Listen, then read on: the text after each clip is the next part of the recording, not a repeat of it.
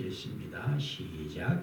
야곱이 유다를 요셉에게 미리 보내어 자기를 고센으로 인도하게 하고 다 고센 땅에 이르니 요셉이 그의 수레를 갖추고 고센으로 올라가 그의 아버지 이스라엘을 맞으며 그에게 보이고 그의 목을 어긋맞추 안고 얼마 동안 울매 이스라엘이 요셉에게 이르되 내가 지금까지 살아있고 내가 내 얼굴을 보았으니 지금 죽어도 좋하도다. 요셉이 그의 형들과 아버지의 가족에게 이르되 내가 올라가서 가야되리라 이르기를 가나안 땅에 있던 내 형들과 내 아버지의 가족이 내게로 왔는데 그들은 목축하는 사람들이므로 그들의 양과 소와 모든 소를 끌고 왔나이다 하니 바로가 당신들을 불러서 너희 직업이 무엇이냐 묻거든 당신들은 이르기를 주의 종들은 어렸을 때부터 지금까지 목축하는 자들인데 우리와 우리 선조가 다 그러하리라 하소서. 애굽 사람은 다 목축을 가주이려니 당신들이 고센 땅에서 살게 되리라. 아멘. 이 주어진 말씀으로 하나님께서 우리 모두에게 큰 은혜로 함께 주실 줄 믿습니다. 오늘도 예배를 바라신 주님이 이 시간 우리 가운데 함께 하시며 그 하나님께 손을 들어 할렐루야로 영광거리고 할렐루야 할렐루야 자리에 앉으시기 바랍니다. 유대인의 지혜와 슬기가 담긴 탈무드에 있는 내용 중에 하나입니다. 하나님께서 천사에게 명하여 이르기를 지상에 내려가서 가장 아름다운 것 3가지를 구해오라 그렇게 명령을 했습니다. 천사는 지상에 이곳 저곳을 돌아다니다가 마침내 가장 아름답다고 생각하는 것을 3가지를 구해 가지고 갔습니다. 하나는 한참 피고 있는 향기 가득한 아름다운 꽃이요. 또 하나는 엄마 품에서 방긋이 웃고 있는 아이의 미소요. 마지막 한 가지는 가족들을 위해 땀 흘려 수고하는 어머니의 사랑이었습니다. 그런데 얼마 동안의 시간이 지나자 꽃이 이미 시들어버렸고 아이의 해맑은 웃음은 사라져버렸습니다.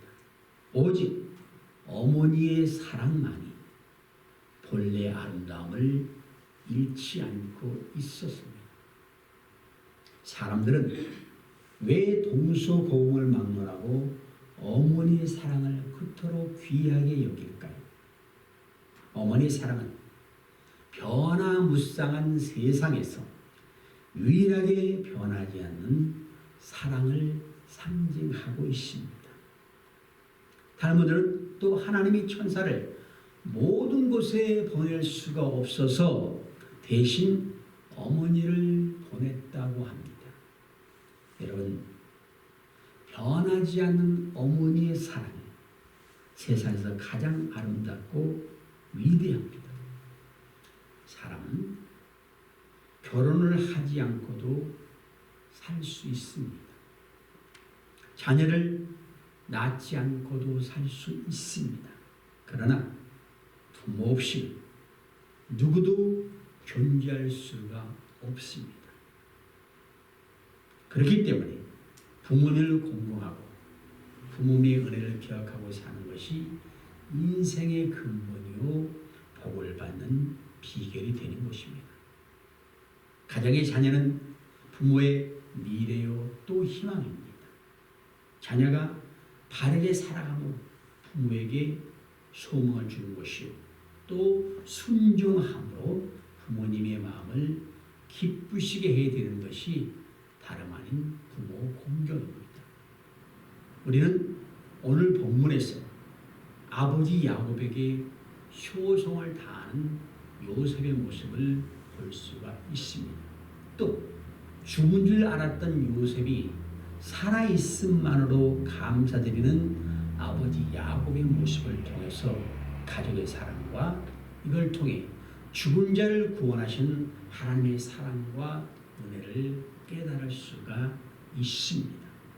자, 꿈의 사람 요셉이 그 꿈이 이루어져서 결국은 애굽 땅의 총리가 되었습니다.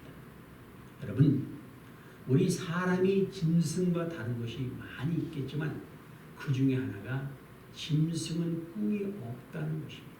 이걸 바꿔 말하면 꿈이 없는 사람은 짐승과 같다는 말입니다. 꿈이 없으면 모든 것을 잃는 것입니다. 그래서 성경은 꿈이 없는 백성은 망하리라 그렇게 말씀을 합니다. 그래서 꿈을 꾸는 것이 중요하고 이제 그 꿈을 이루기 위해서 기도하는 것이 대단히 중요합니다.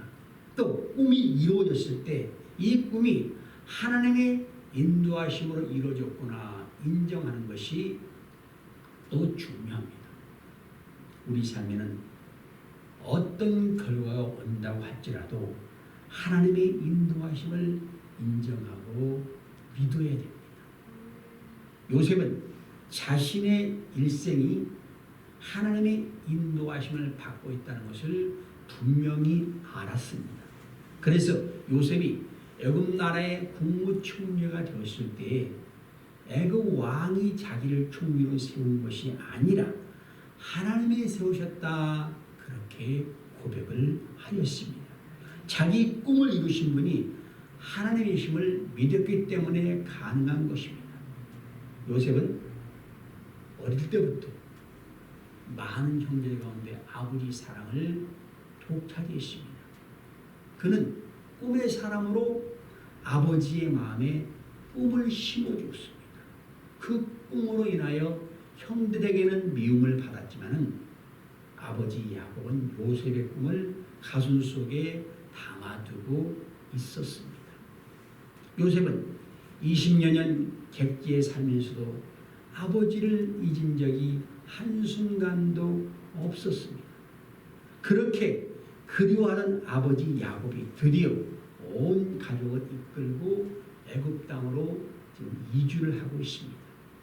야곱의 생애를 보면은 젊었을 때 형과 아버지를 속이고 축복을 가르친 이유 때문에 집을 떠나 홀로 외삼촌이 있는 하란 땅으로 가게 됩니다. 그런 야곱이 지금 애굽 땅으로 갈 때는 애굽에서 요셉이 낳은 아들은 2명이니 야곱의 집 사람으로 애굽에 이른 자가 모두 70명이었더라 할 정도로 엄청난 대가족을 이루었습니다.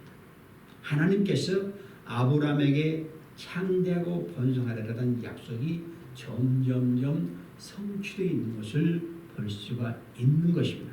이 70명으로부터 이스라엘은 더욱더 크게 번성하게 될 것입니다. 오늘 본문 28절 말씀 보십시오. 야곱이 유다를 요셉에게 미리 보내어 자기를 고센 땅으로 인도하게 했다 그랬습니다. 이것은 전에 요셉이 아버지가 오시면 고센 땅에 있게 하겠다는 말을 들었기 때문입니다. 자, 그럼 우리는 생각해 볼 때 이들이 고센 땅에 살게 된 이유가 무엇일까 생각해 볼 필요가 있습니다. 먼저 민족 갈등을 방지하는 목적입니다. 야곱 가족이 애굽 민족과 갈등을 겪어서 좋을 것은 하나도 없습니다. 그들과 같이 어울려 살게 되면 요셉의 가족은 은근히 애굽 사람들의 경계심을 유발할 수가 있습니다. 그렇다면 갈등이 일어납니다. 여러분, 우리 성도는 거룩한 목적을 가지고 세상 속에 들어가 살 때 그들과 충돌하지 않도록 애를 써야 됩니다. 충돌을 좋아하는 사람은 하나님의 복을 절대로 못 받습니다. 겸손하고 온유한 심령으로 친절하게 대해줘야 됩니다. 비굴하지 않으면서 저들의 마음을 헤아리고 섬겨줘야 됩니다. 우리는 내가 복을 바라기 전에 복 받을 만한 준비를 해야 됩니다. 마태복음 5장 5절은 온유한 자는 복이 있나니 그들이 땅을 기업으로 받을 것이며 마음이 온유함을 원하십니다. 참된 복이라는 게 주어지는 것이지 빼앗는 것이 아닙니다. 하나님의 은혜도 주어지는 것이지 괜찮은 것이 아닙니다.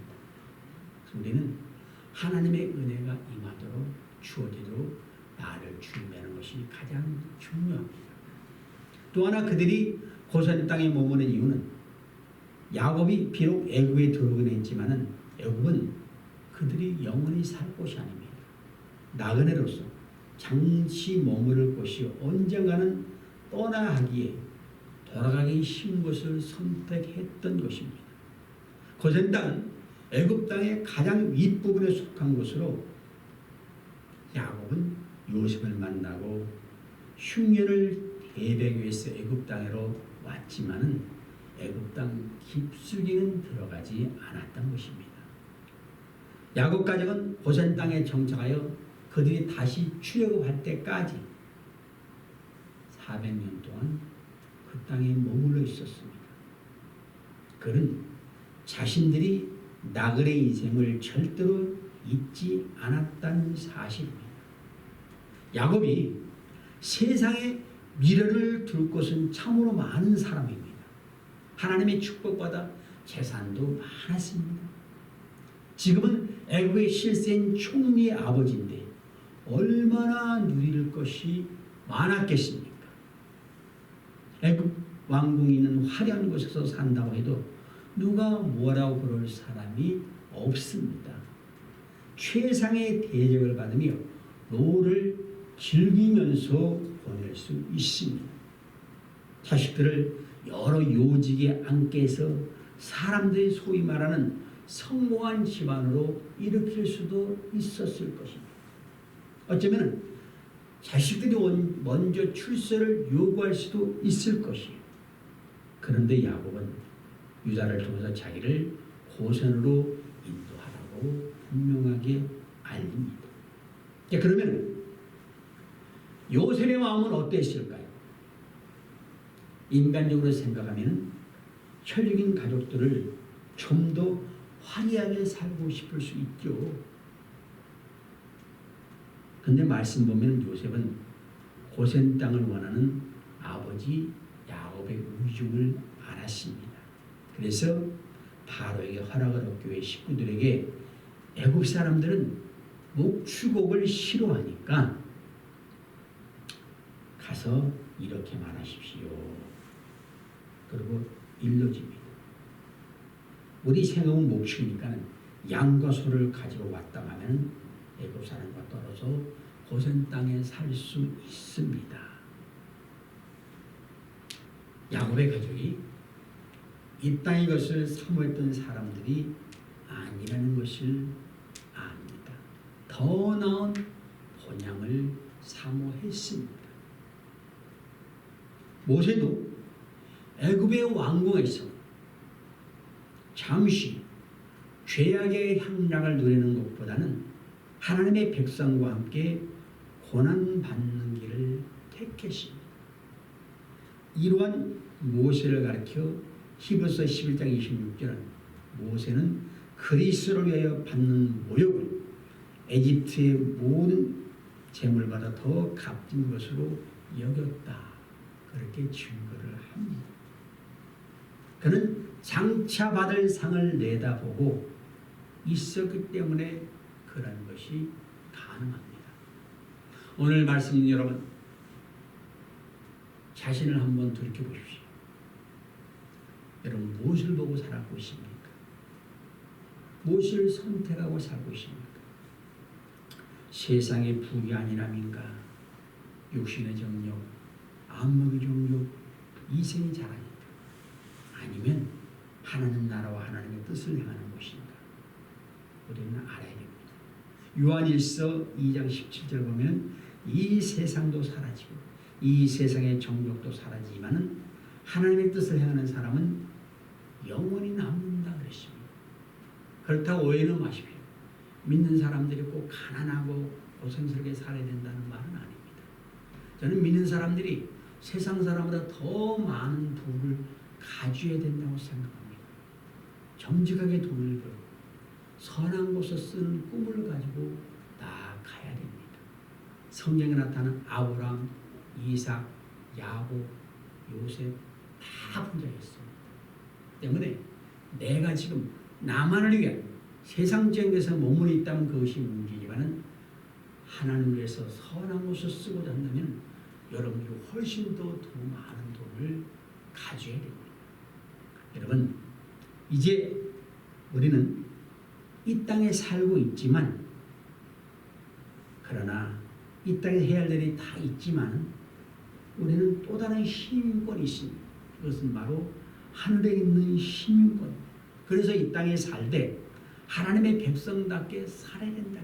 우리가 가는 곳에는 모든 문제가 해결한다는 역사가 나타나야 됩니다. 가난한 자가 있으면 우리를 통해서 그들이 도움을 받고 병든 자도 건짐을 받고 문제 있는 자를 해결하는 역사가 우리를 통해 나타나야 됩니다. 여러분들이 그런 일에 쓰임 받으시기를 주의 이름으로 축원을 드리겠습니다. 자, 또 한 가지 야곱 가족이 고생을 택한 것은 하나님의 백성으로 자신을 지키기 위해서입니다. 즉 거룩함을 위해서 구별되는 것이에요. 하나님의 백성으로 정체성을 잃지 않는 것입니다. 물론 애굽 사람 속에 살면서도 그들에게 동화되지 않고 신앙의 두성을 지킨다면야 더할수 좋지만은 그것은 말처럼 쉬운 것은 절대로 아닙니다. 영적으로 성숙한 상태도 아닙니다.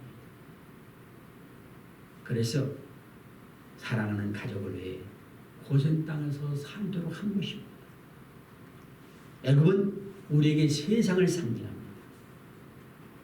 우리가 세상에 살지만 세상에 동화되어 살아서는 안 됩니다. 구별되게 살아야 됩니다. 거룩한 그 하나님의 백성으로 살기 위해서 우리는 이 땅에서 나그네 의식이 꼭 있어야 됩니다. 고센 땅이 농사짓는 이스라엘 사람에게는 좋은 곳이지만 목축업을 싫어하는 그 애굽인들에게는 그 땅은 아주 싫은 곳입니다. 그래서 자연스럽게 분리되어 살 수가 있습니다. 여러분, 하나님이 때때로 우리를 너는 거룩한 자가 되어라, 성별한 자가 되어라 하면서 우리를 고센 땅으로 이끄실 때가 있습니다. 때묻지 않기 위해서. 요즘은 아직까지 코로나로 온 국민이 어찌 보면 자가격리 상태라고 할 수 있어요. 마음껏 못 만나고 마스크 벗고 얘기하기도 힘듭니다. 그런데 이럴 때 우리는 더 주님을 가까이 할 수가 있는 기회로 삼아야 됩니다. 깨우치고 말씀을 가까이 하고 찬송을 부르고 주님의 은혜로 마음을 새롭게 하면서 이 기간 동안 내가 깨닫지 못한 것이 무엇인가 또 알아야 됩니다.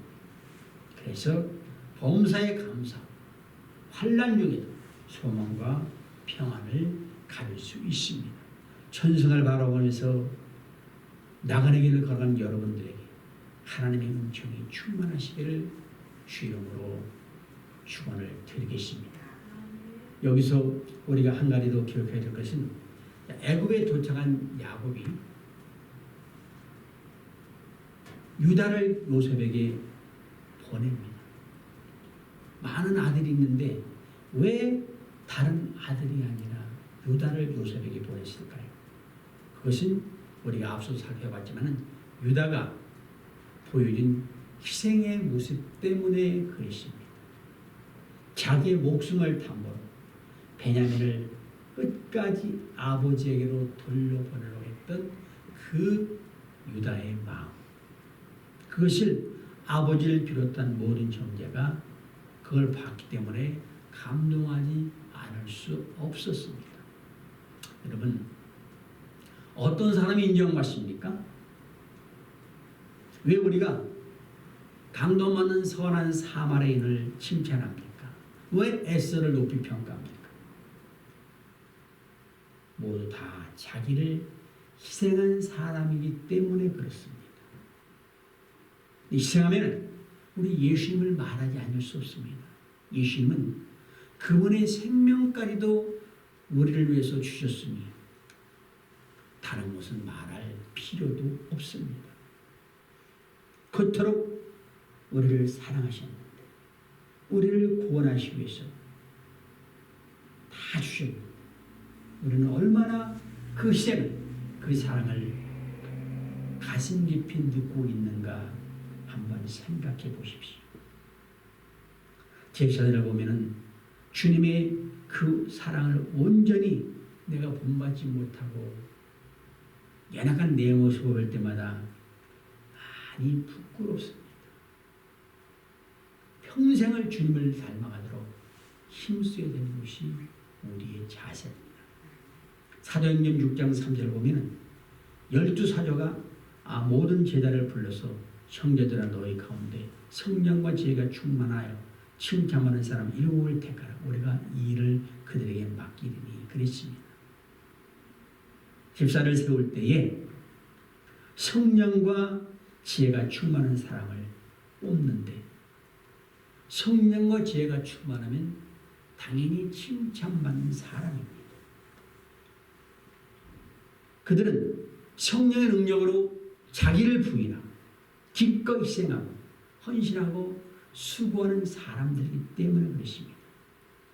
말씀 여러분들이 그런 자인 줄로 믿습니다. 29절 요셉이 그의 수레를 갖추고 게셈으로 올라가서 그의 아버지 이스라엘을 맞으며 그에게 보이고 그의 목을 어긋 맞추어 안고 얼마 동안 울매 드디어 아버지와 아들이 한 22년 만에 만납니다. 그들이 헤어질 때 무슨 작별 인사도 제대로 못했어요. 형들이 어딨냐 알아보려고 그거 갔다가 형들이 팔려갔어요. 그러니 얼마나 기뻤겠어요.